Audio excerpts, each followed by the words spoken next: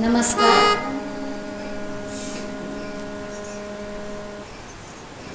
श्री समर्थ आणि योगीराज कल्याण स्वामी यांच्या नित्य वास्तव्याने पुनीत असलेल्या या घडीमध्ये आपल्या सर्वांच्या समोर उभं राहून कीर्तन करताना माझ्या मनामध्ये भावना दाटून आल्या आहेत.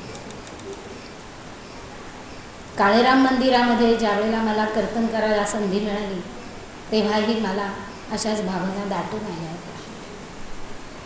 आज या ठिकाणी कीर्तन सादर करणं हे थोडं वेगळं आहे. नेहमी मी कीर्तन सादर करते ते सर्वसामान्य जन असतात, पण साधकांसमोर कीर्तन सादर करणं ही माझी खरी परीक्षा आहे. पण अशी ही परीक्षा देण्याची संधी मला पूजनीय वंदनीय तात्या गाडगिळ दिली, याबद्दल मी अतिशय आभारी आहे. एवढं बोलून मी आता कीर्तन सेवेला प्रारंभ करते.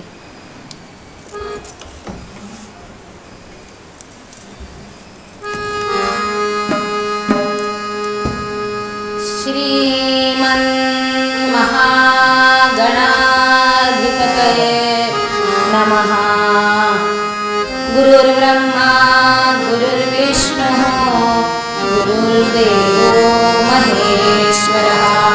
गुरुः साक्षात् परब्रह्म तस्मै श्री गुरवे नमः.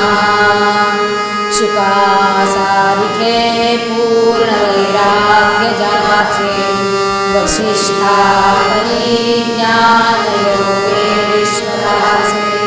कवी वाल्मिका सारिका मान्यसा.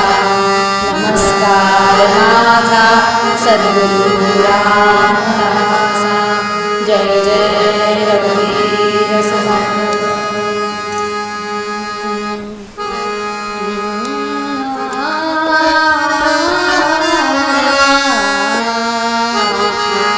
राम कृष्ण हरी जय जय राम राजा.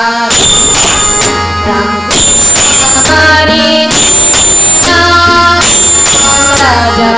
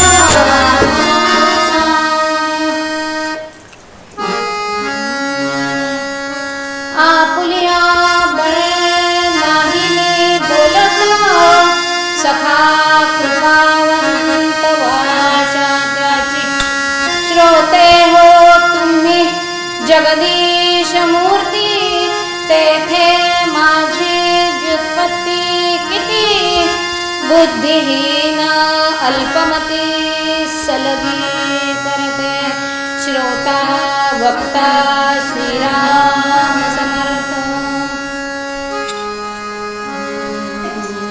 सागम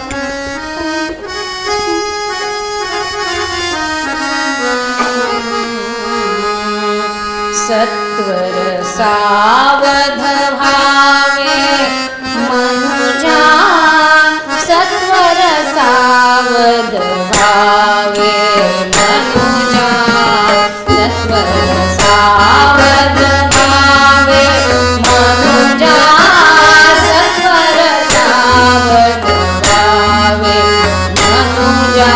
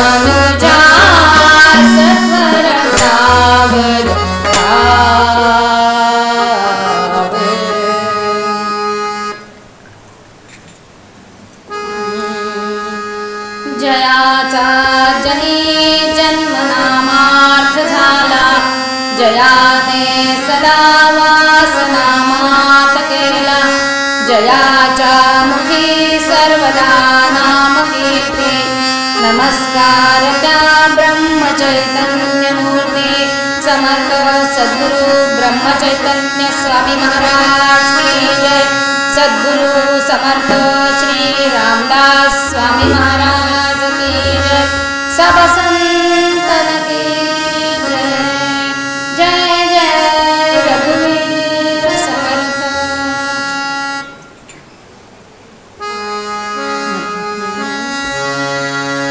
सत्वर सावध भावे मनुजा सत्वर सावध भावे मागे लागतसे अंत कहा का निश्चिंत बसावे मनुजा सत्वर सावध भावे कलिकल्म शहर हरिची नामे महिपती गातो भावे मनुजा सत्वर सावध भावे संत कवी महिपती यांचं हे पद आहे ज्यांनी भक्त विजय भक्त लीलामृत संत विजय आणि संत लीलामृत हे ग्रंथ लिहिले ते महिपती संत कवी महिपती याच्यामध्ये माणसाला सावध करीत आहेत काय? सत्वर सावध हो. सावध हो, पण कसा? सत्वर, त्वरा कर. पूर्वी ते सिनेमाच्या जाहिराती यायच्या ना, त्वरा करा, त्वरा करा, लवकर लवकर या, उशिरा आलात सुरुवात चुकवू नका आणि शेवट घालवू नका. ती त्वरा, तेव्हा ती त्वरा आपल्याला समजते. ती जी त्वरा, ती त्वरा आपल्या आयुष्यात आपल्याला करायला सांगितलंय. सत्वर, सावध व्हावे. सावध म्हणजे काय? अवधी म्हणजे काळ. काळ जो आहे हा काळ निघून जाण्यापूर्वी सावध व्हायला पाहिजे. म्हणजे काळ हा सारखा धावतोय. मागे लागत असे अंतक. हा अंतक म्हणजे देहाचा अंत करणारा जो, तो अंतक. हा अंतक कधीपासून आहे? माणसाच्या मागे, जीवाच्या मागे जन्मापासूनच तो मागे आहे. काही वेळा स्टिल बर्थ जन्माला येते. कोणत्याही क्षणी मृत्यूचा घाला पडू शकतो. मागे लागत असे अंतक हा, आणि म्हणून का निश्चिंत बसावे असं त्यांनी प्रश्न विचारलेला आहे. निश्चिंत बसू नका, लवकर कामाला लागा. काय करायचं? काय काम करायचं आहे? तर सांगितलंय कली कल्मश. कल्मश म्हणजे दोष. या कलियुगामध्ये जे अनेक दोष माणसामध्ये शिरलेले आहेत ते सगळे नाहीसे होऊ शकतात. आपल्याला वाटतं भ्रष्टाचार झाला, आता काय बरं करायचं, आपला काही इलाज चालत नाही, जिकडे तिकडे भ्रष्टाचार. अहो खोटेपणा इतका वाढलाय, त्या खोटेपणामुळे नंतर पार्सलिटी वाढली. असे जे अनेक अनुभव आपल्याला येतात, त्या अनुभवांच्यामुळे आपण निराश होत जातो.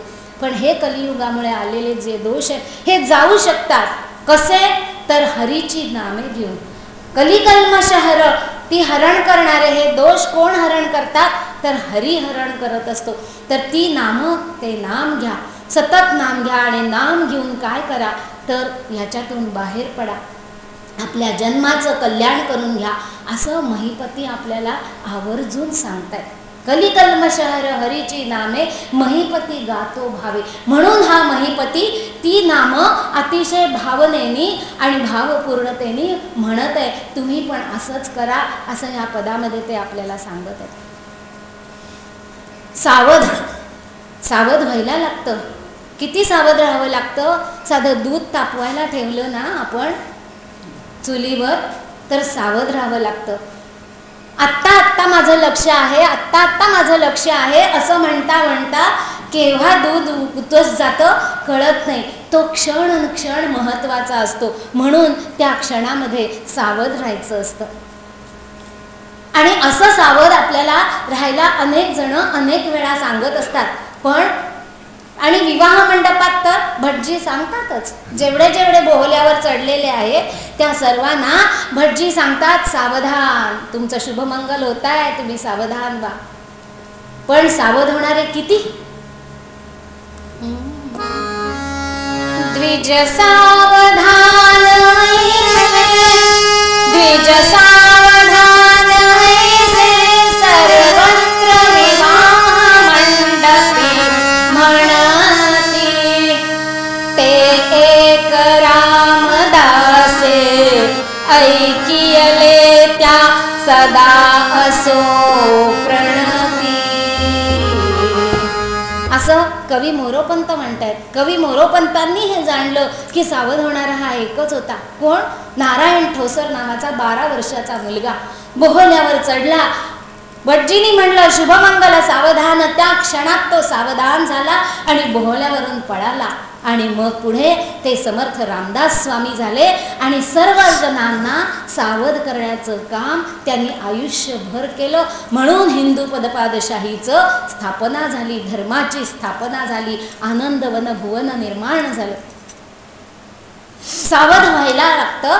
तर सावध आपण राहिलो तर काय काय होतं? सावध कुठे कुठे व्हायचं? सावध काय फक्त परमार्थात? आपण म्हणू संत कवी महिपती म्हणतायत ना सावध व्हा, म्हणजे फक्त परमार्थातल्या लोकांनी सावध व्हायला की झालं पुरेसं, आम्हाला प्रापंचिकांना काय त्याचं? पण नाही. समर्थ रामदास स्वामी काय म्हणतात? पहिले ते हरिकथा निरूपण, दुसरे ते राजकारण, तिसरे ते सावधपण सर्व विषयी श्रीराम. तिसरे ते सावधपणा असं म्हणत असताना पुढे त्याने शब्द वापरलाय सर्व विषयी. सर्व विषयी म्हणजे प्रपंचात आणि परमार्थात दोन्हीकडे माणसाला सावध व्हावं लागतं, राहावं लागतं, नाहीतर बैल गेला आणि झोपा केला अशी अवस्था निर्माण होते. शिवराय छत्रपती सावध होते.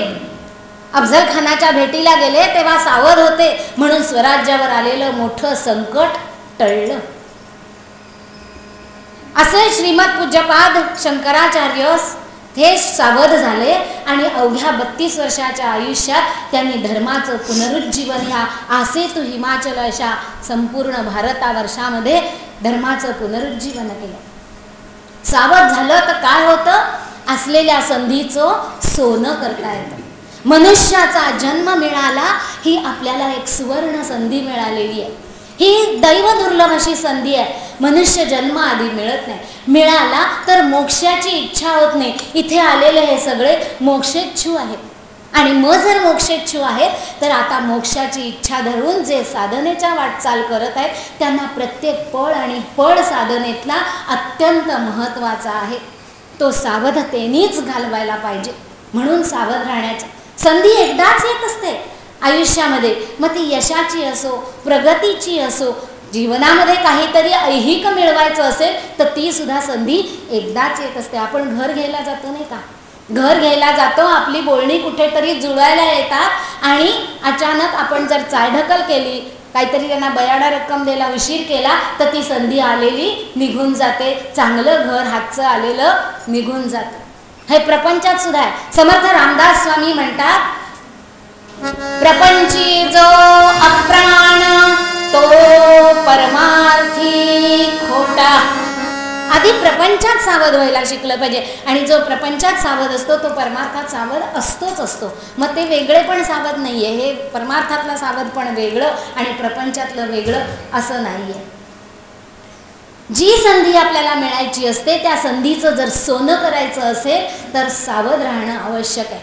आणि कसं सावध राहायला पाहिजे? जर सावध नाही राहिलं तर काय होतं? निर्वाण दीपे किमुतैलदानं चोरे गते वा किमु सावधानं पयोगते किं खलु सेतुवन्ताः वयोगते किं वनिता विलासः. भगवान रामचंद्र महाराज की जय.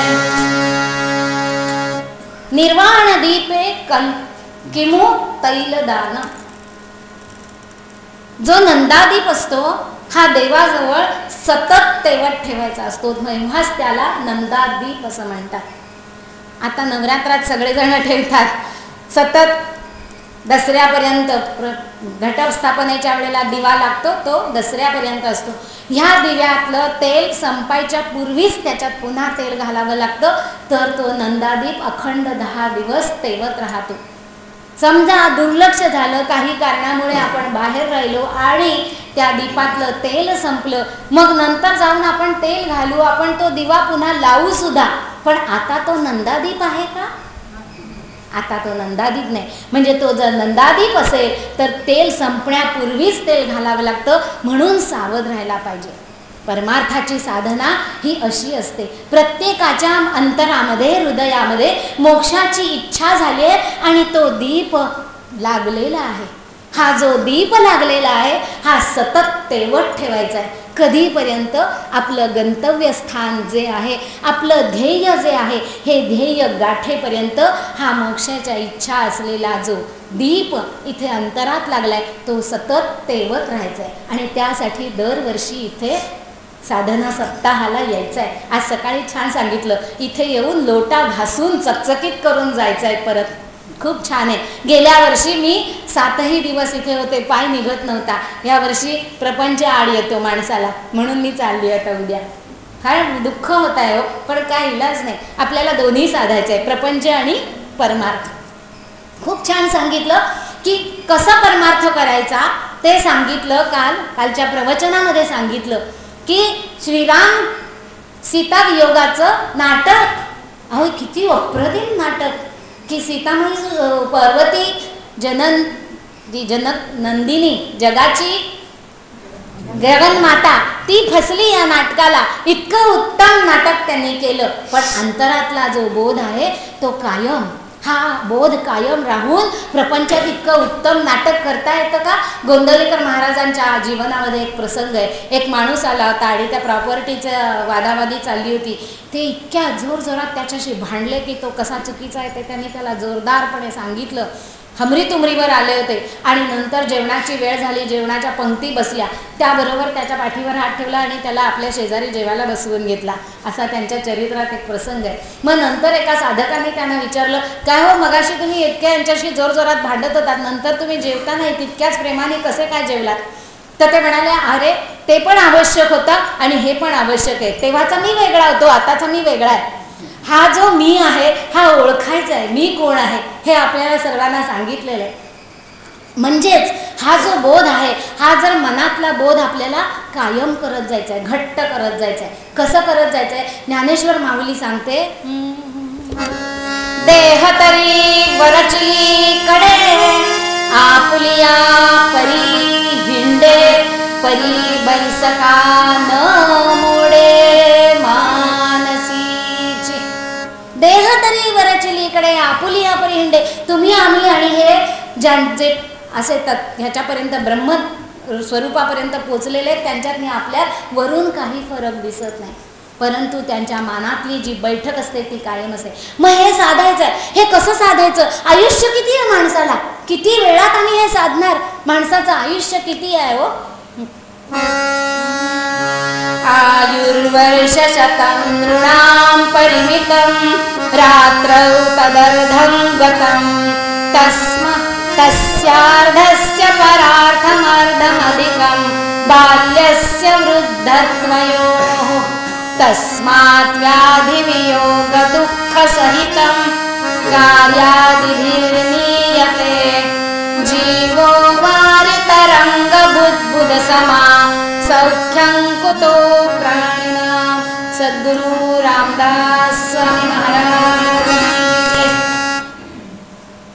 आयुर्वर्ष शतं नृणां असं मानलेलं आहे की माणसाचं 100 वर्षाचं आयुष्य आहे. म्हणून कुणीही नमस्कार केला की शतायुषी भव असा आशीर्वाद दिला जातो. किती जण 100 वर्षाचं आयुष्य पाहतात? हा प्रश्नच आहे. अगदी हाताच्या बोटावर मोजण्या इतके 100 वर्षाचं आयुष्य मोज.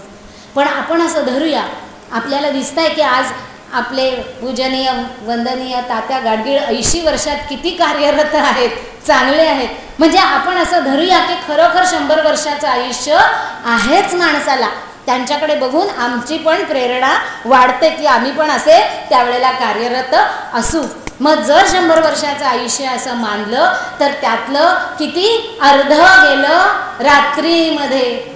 उरलेल्यातलं जे अर्ध आहे त्यातलं बाल्य आणि वृद्धत्व यासाठी गेलं आणि बाकीचं जे आहे त्यातलं अर्ध आणखी परार्थ, आपले जे नातेवाईक आहेत, आपले जे आप्तेष्ट आहेत त्यांच्यासाठी कष्ट करण्यात गेलं.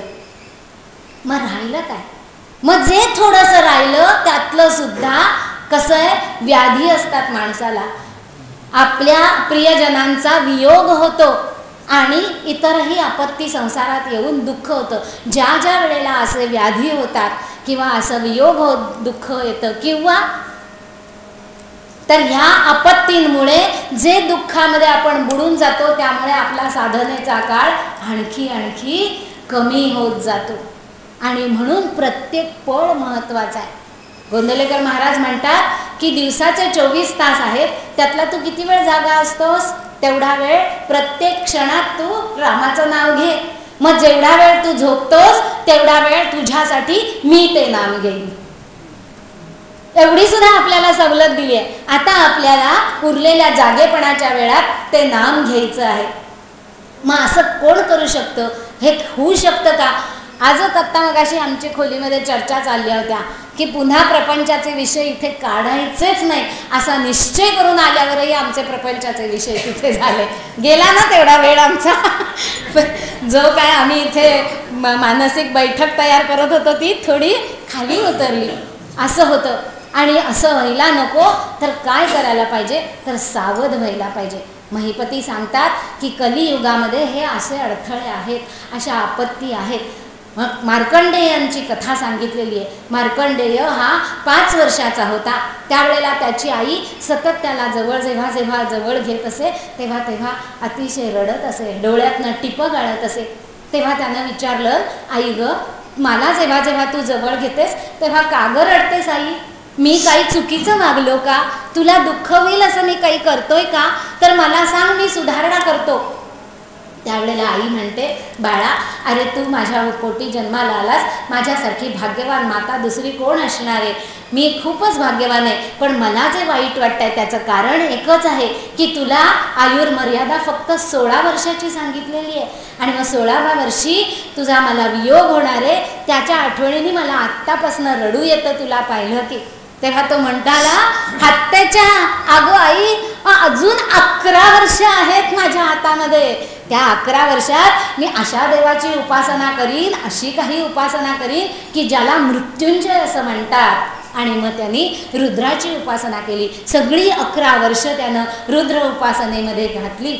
आणि मग खरोखर 16व्या वर्षी ते आले की हो. कोण आले? पाश टाकायला स्वतः यमराज आले. का? एवढ्या मोठ्या भक्ताला न्यायला यमराजांना यावं लागतं. एखादी शुभदा फणसे असेल, तिला कोणीही पाठवा आणि घेऊन चला, काही चालतं. बड्या लोकांसाठी बडी माणसं येतात, तसे ते यमराज आले. आणि मग त्यांनी पाहिलं या मार्कंडेयाला आणि पाश टाकला. पण झाली काय गंमत, हा पिंडीला घट्ट मिठी मारून बसला होता. त्यामुळे तो पाश फक्त मार्कंडेयाला न बसता पिंडी सकट मार्कंडेयाला पाश बसला. आणि हे खेचतायत, त्याला खेचतायत. ते कशाला खेचले जात आहेत? आणि मग स्वतः रुद्राला तिथे प्रकट व्हावं लागलं. आणि ते म्हणाले, काय हो, काय चाललंय? तुम्ही आमचे मदतनीस, तुम्हाला सांगितलेल्या नियमाप्रमाणे काम करायला सांगितलं आणि मलाच तुम्ही पाश टाकता, काय चाललंय काय? तेव्हा म्हणे की अहो पण अशी घटना ठरलेली आहे, मी काय नियमाचा बांधील आहे, नाही नियमाप्रमाणे केलं तर आपल्यालाच मला पुन्हा उत्तर द्यावं लागणार आहे. घटना ठरलेली आहे, पण घटना कोण ठरवतो? आम्ही ठरवतो ना. मग घटना दुरुस्ती पण आम्हीच करू शकतो. आम्ही घटना दुरुस्ती केली पाहिजे. आता ह्याला तुम्ही नेऊ शकत नाही. ह्याला जेव्हा न्यायचं ते कधी न्यायचं ते आता आम्हीच सांगू. तेव्हा अशा रीतीने मार्कंडेय चिरंजीव झाला. चिरंजीव म्हणजे काय? आपल्याला काल कळलेलं आहे की जो मी आहे तो कुठे जात नाही, कुठे येत नाही, तो इथेच आहे. पण मार्कंडेय या प्रकारे चिरंजीव झाला. जे सप्त चिरंजीव आहेत ते या प्रकारे चिरंजीव झालेले आहेत. आणि म्हणून सावध राहायला पाहिजे. किती सावध राहायला पाहिजे? प्रत्येक क्षणाक्षणात सावध राहायला पाहिजे. आणि म्हणून म्हणलेलं आहे की नाम घ्या, नाम घ्या. हे कलियुगातले दोष घालवण्यासाठी सतत नाम घ्या. किती नाम घ्या? घटका गेली कळे गेली त्रास माझे जाणा, आयुष्याचा नाश होतो राम नामे जाणा. घटका गेली कळे गेली त्रास माझे जाणा, आयुष्याचा नाश होतो राम नामे जाणा.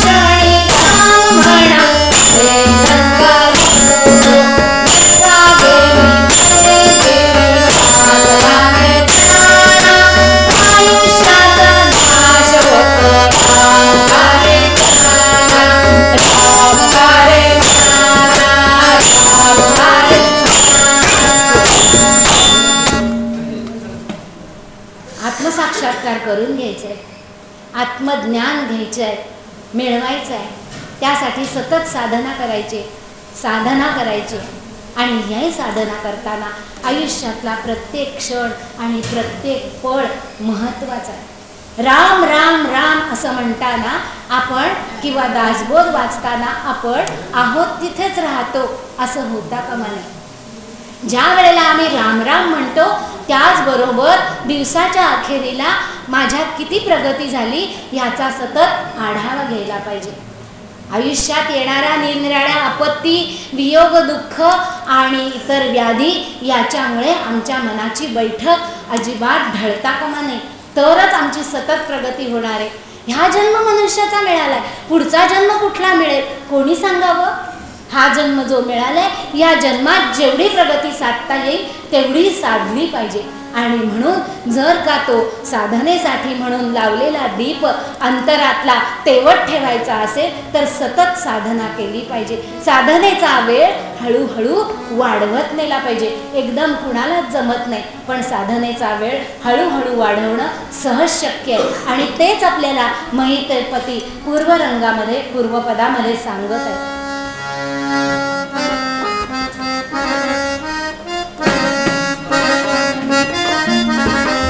सत्वर सावध भावे मनुजा, सत्वर सावध भावे मनुजा.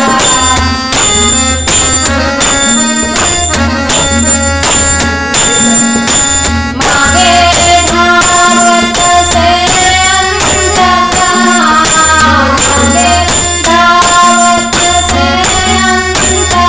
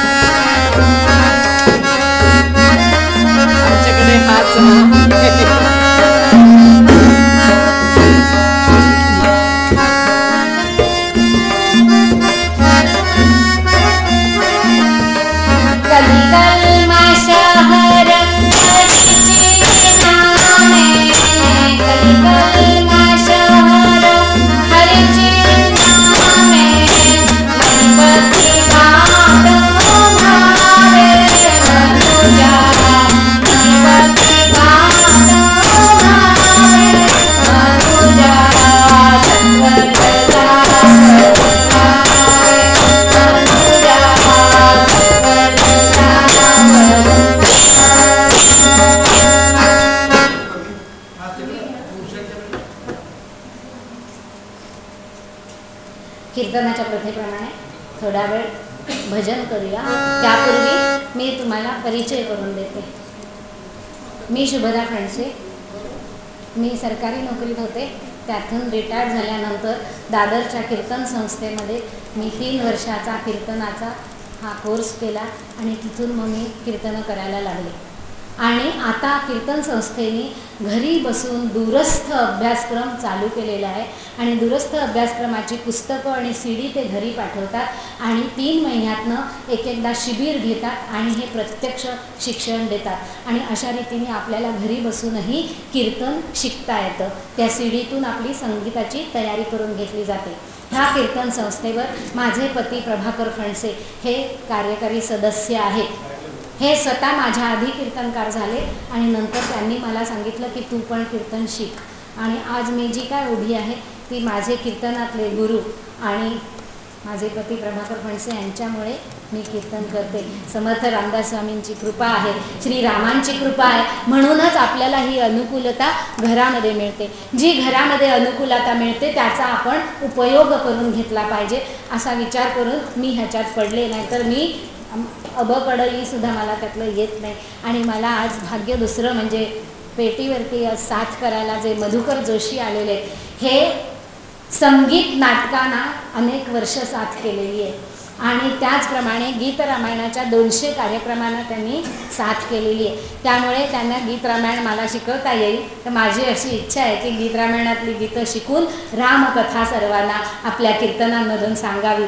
बघूया परमेश्वराचं सहाय्य आणि माझे श्रम या दोन्हीचा मेळ मी किती घालू शकते, त्याप्रमाणे हे करायची माझी इच्छा आहे.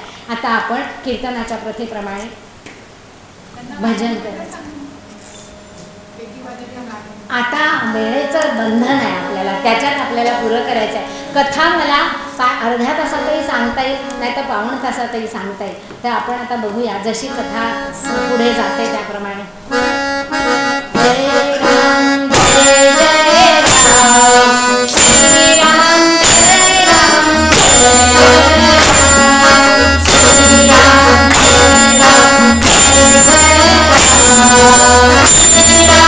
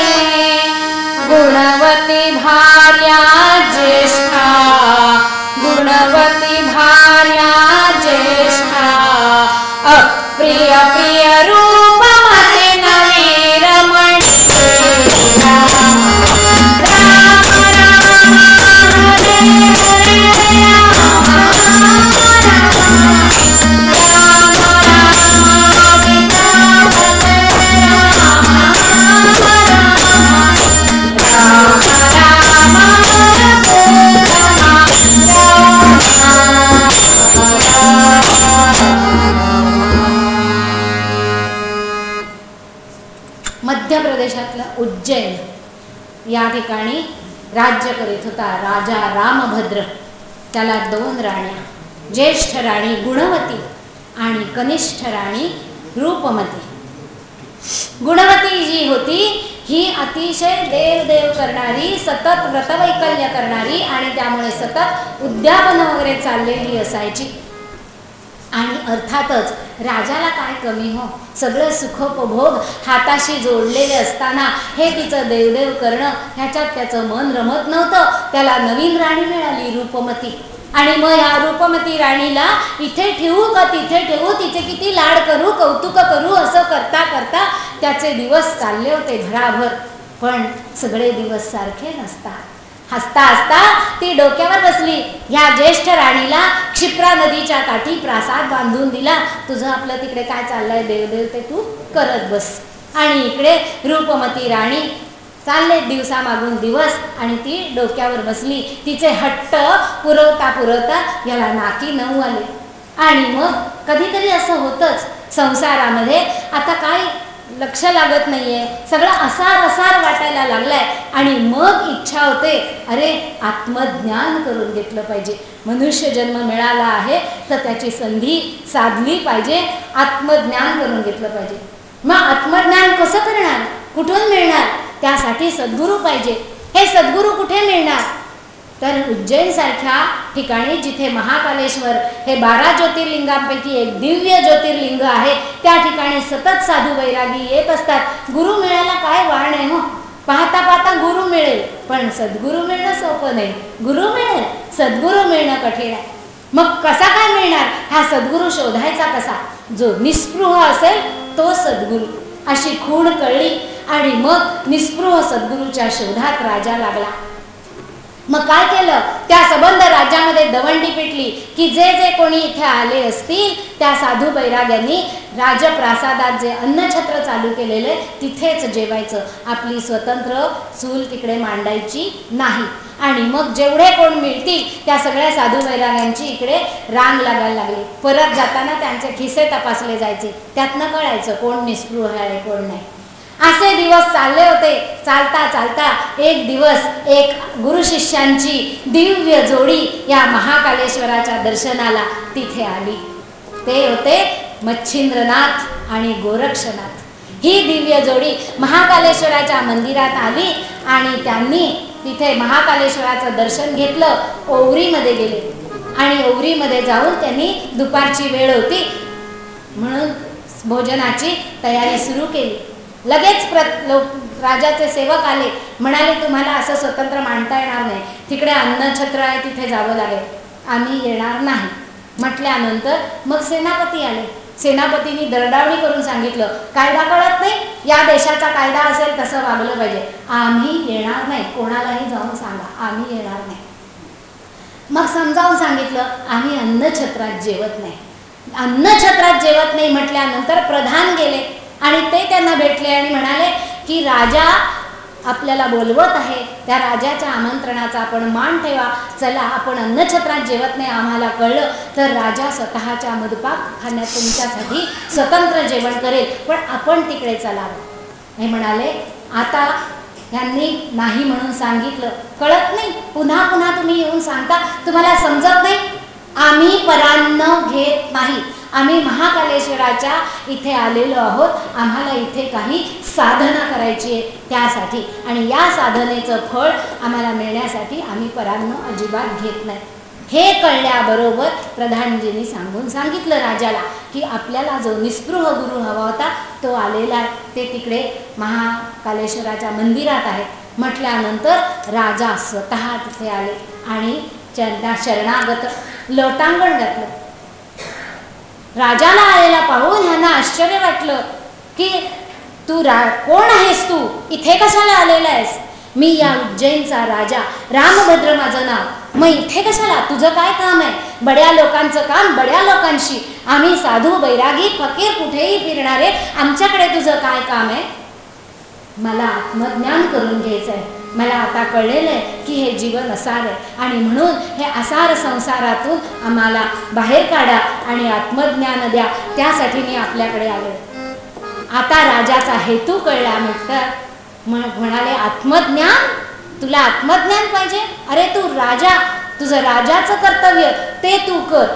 राजानी राजासारखंच वागलं पाहिजे, राजाचंच कर्तव्य केलं पाहिजे. आत्मज्ञान वगैरे झूट आहे, ह्याच्या फंदात पडू नको, तुला ते जमणार नाही. नाही नाही, आपण सांगाल ते सर्व मी करेन, मला आत्मज्ञानाची खूपच आस लागलेली आहे, मला आत्मज्ञान करून घ्यायचंच आहे, आपण सांगाल ती सर्व साधना मी करीन. आणि मग त्याच्या मनातला भाव पाहिला, ठीक आहे तुला आत्मज्ञान पाहिजे, पण मग असं काही फुकटाफुकटी कोणाला काही मिळत नसतं. तुला काहीतरी द्यावं लागेल. तू मला काय देणार? मी काय देणार? अहो मी राजा आहे, मला काय कमी आहे या जगामध्ये? अवनीपतीस न्यून जगी असे, अवनीपतीस न्यून काय या जगी असे, अवनीपतीस न्यून काय या जगी असे. दुर्मिळ अशी वस्तू मला, दुर्मिळ अशी वस्तू मला कोणती नसे, दुर्मिळ अशी वस्तू मला कोणती नसे. अवनीपतीस न्यून काय या जगी असे, अवनीपतीस न्यून काय या जगी असे, या जगी असे, या जगी असे. मी राजा आहे, मला काय कमी आहे? आता तुम्ही समजाच की तुमची भटकंती इथून संपली.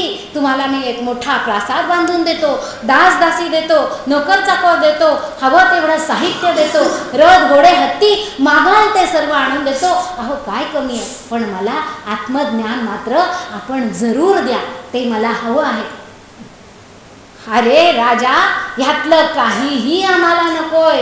हे तुझ्याकडे भरपूर असेल, पण आम्हा बैराग्यांना त्याची काय किंमत आहे? आम्हाला ते नको.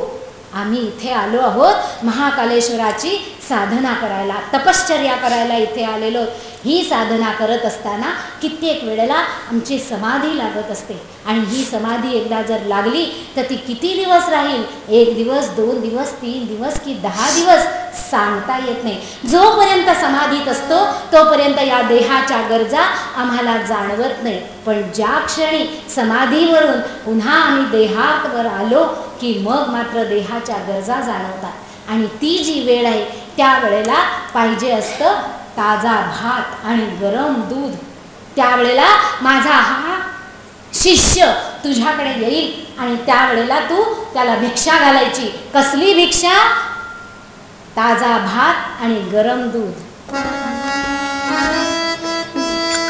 ताजा देना परमारथ हमसे लेना, दूध भात ताजा लेना परमारथ हमसे लेना.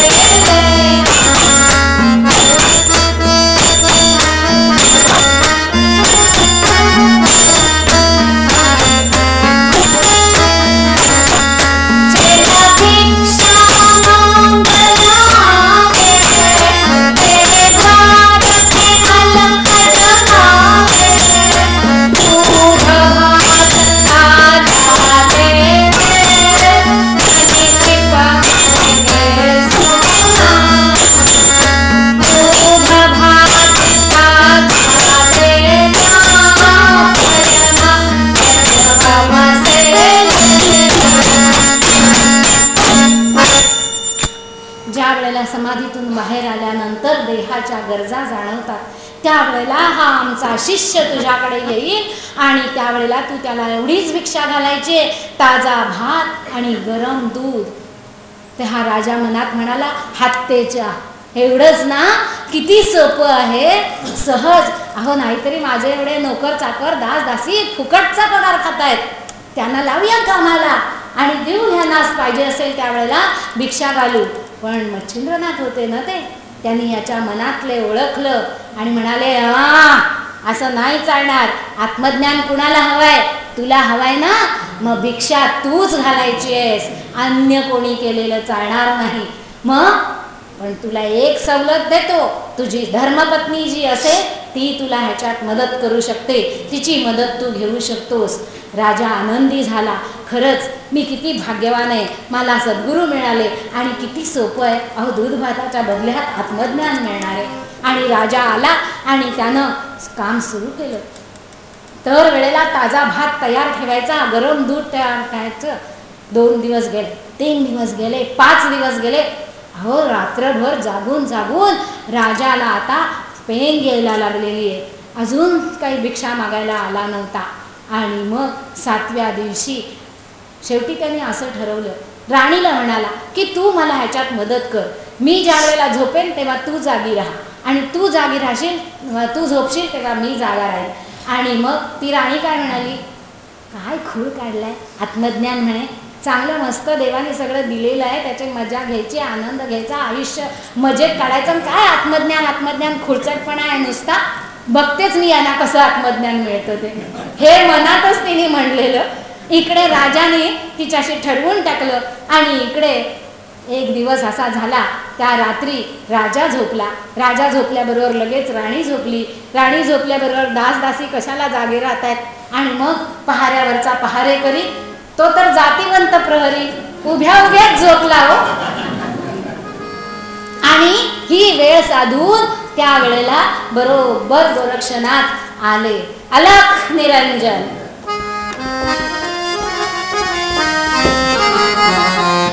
आधी रात जब बीत गई तब, आधी रात जब बीत गई तब,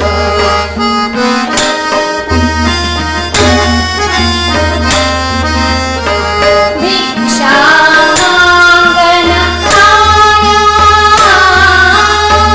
भिक्षा मांगन आया, आधी रात जब बीत गई तब,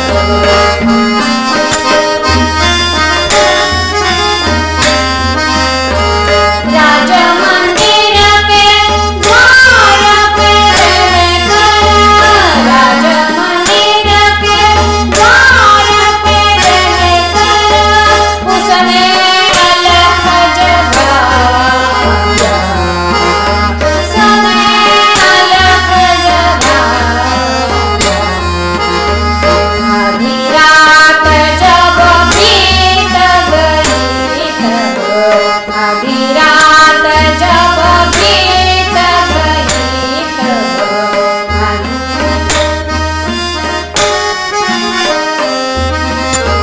अलख निरंजन. सांगितलं होतं 3 वेळा पुकारा करेल. पहिला पुकारा झाला, कोणीही उठलं नाही.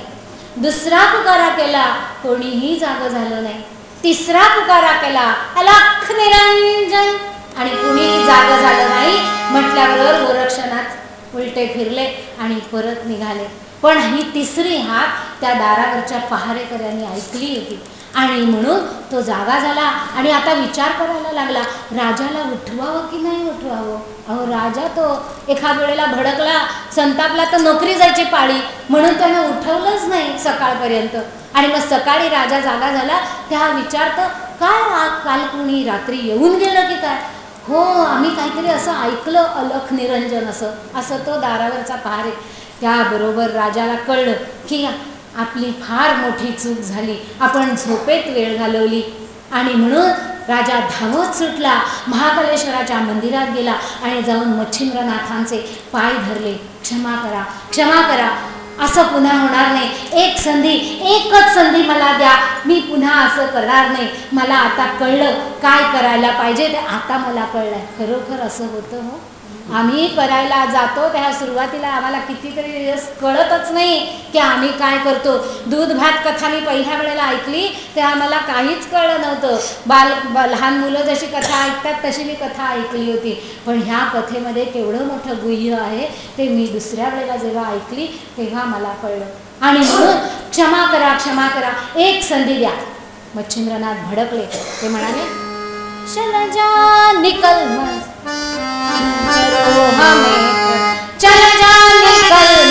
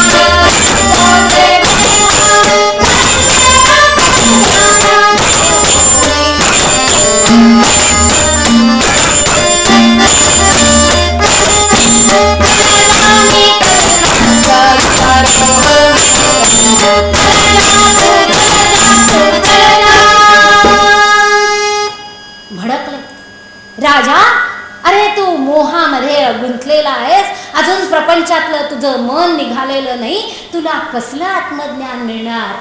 तुला आत्मज्ञान मिळणं शक्य नाही. चल जा, इथे उभा सुद्धा राहू नकोस. ते त्या काळातले सगळेच संत असे होते. जरा प्रपंचाच्या गोष्टी आल्या मनात तरी सुद्धा ते भडकत असत. आपण स्वामी समर्थांच्या कथा पाहतो, गजानन महाराजांच्या कथा पाहतो, ते भडकतात. त्याप्रमाणे मच्छिंद्रनाथ भडकले. अरे तुला रूपाचा मोह पडलेला आहे, या दृश्यामध्ये तुझं मन अजून अडकलेलं आहे, तुला गुणाची किंमत राहिलेली नाही. तू काय इथे उभा राहिलायस? चल जा, अजिबात इथे उभा राहू नकोस.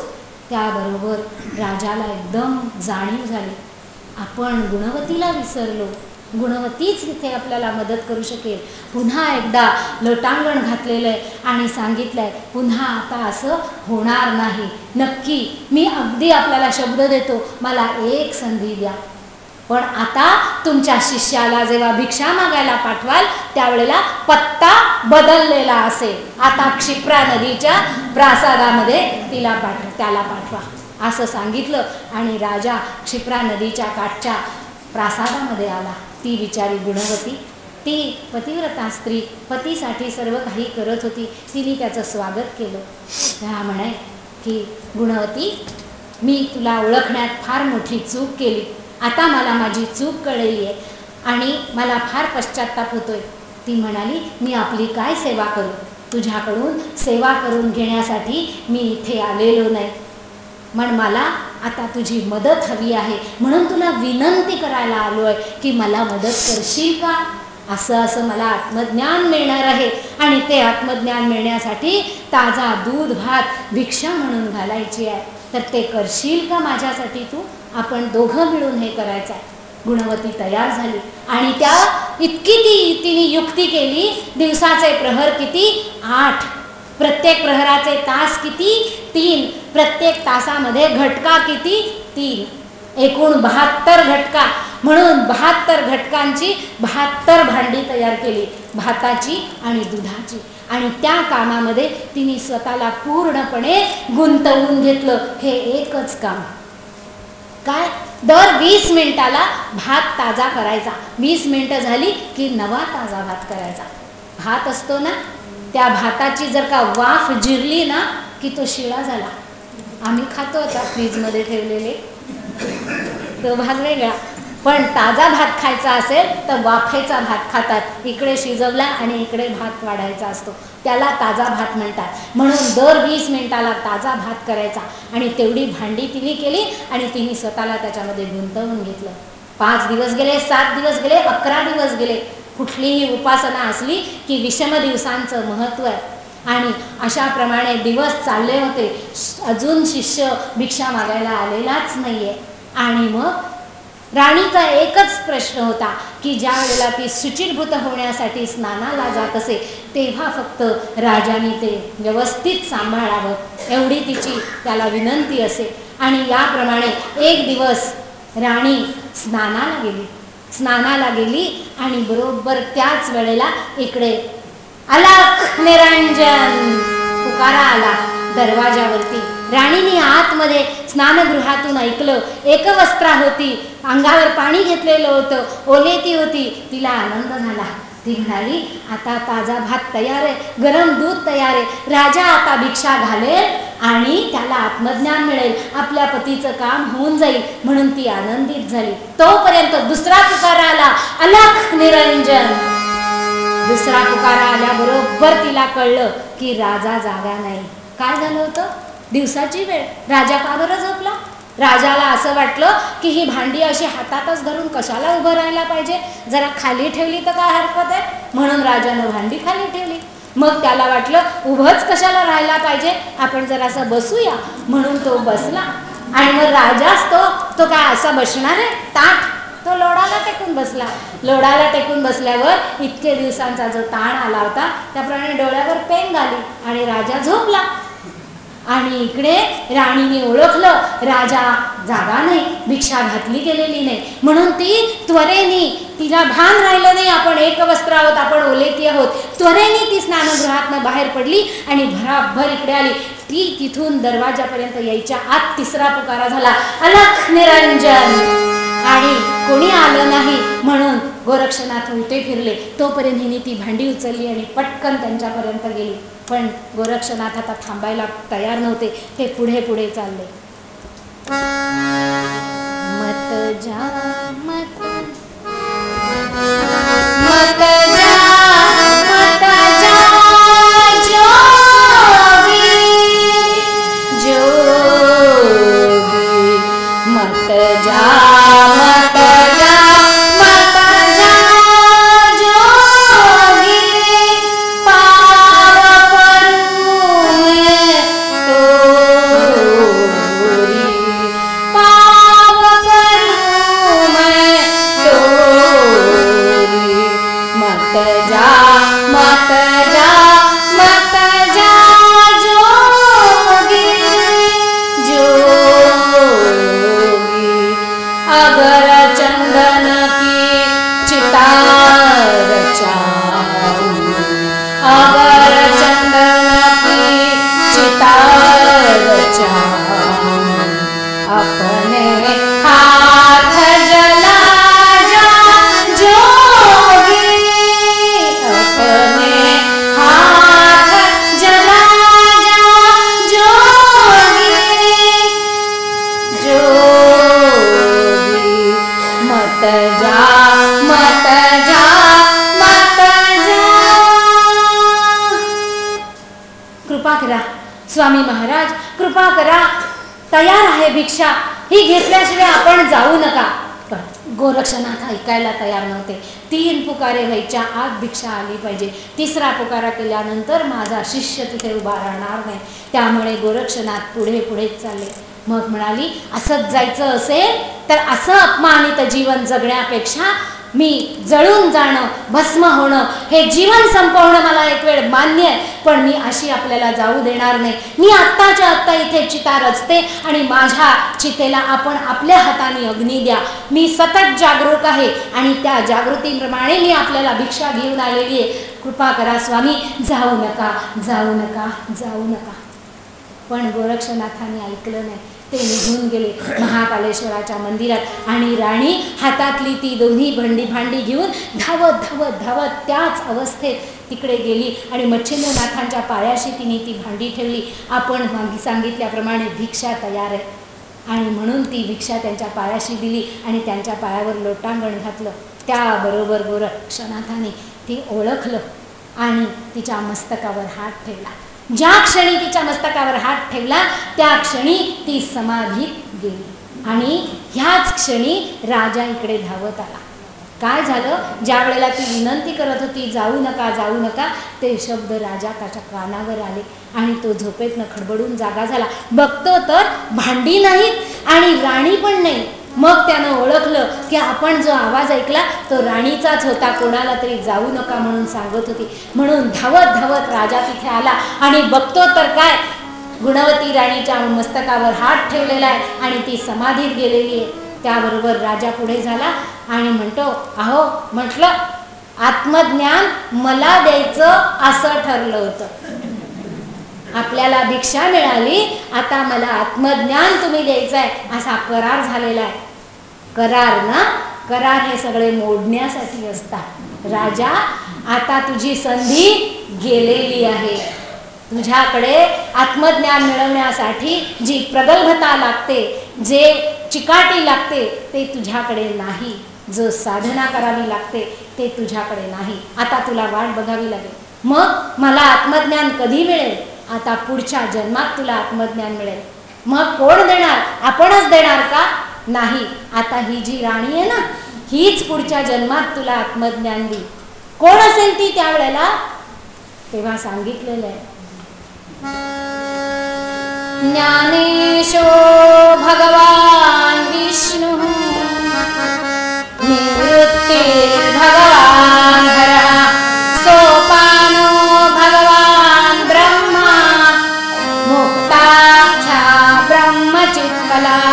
संत ज्ञानेश्वर महाराज. पुढच्या जन्मात ही मुक्ता होईल आणि मग ती तुला मुक्त करेल. हो, मग तेव्हा मी कोण असेल? तू चांगदेव असशील आणि मग तुला तिच्याकडून आत्मज्ञान मिळेल असं सांगितलं.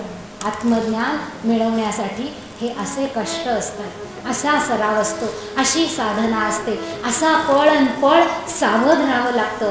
कारण परमेश्वर भेटीची वेळ ही एक ठरलेली असते. शरीराचे जे आपले व्यवहार आहेत ते सुद्धा वेळेनुसारच निसर्गतः घडत असतात. सकाळी उठल्यापासून शुचिर्भूत होण्यापासूनचे, आज कालच सांगितलं, अर्ध्या तासाचं कोण उठवणार?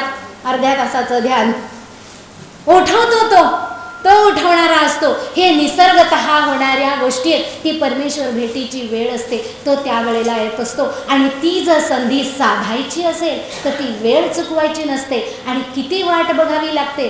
शबरीसारखं वयाच्या 95 वर्षापर्यंत तेच तेच तेच आणि तेच पुन्हा पुन्हा करावं लागतं, तेव्हा ती संधी साधता येते. आणि म्हणून महीपती पूर्वपदामध्ये तेच सांगत आहेत की सावध हो. आत्मज्ञान ज्यांना हवाय त्यांना किती सावध व्हायचंय ते ह्या कथेतून आपल्याला कळतंय.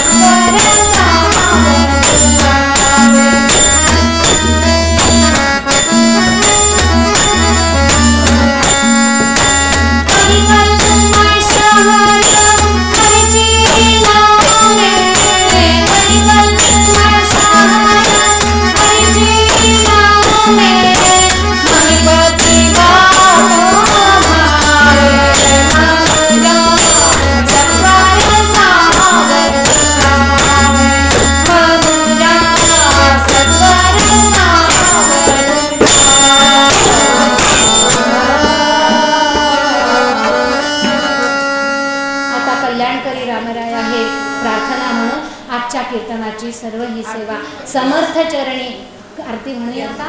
नाहीतर कल्याणकरी रामायण म्हणलं तरी चालेल.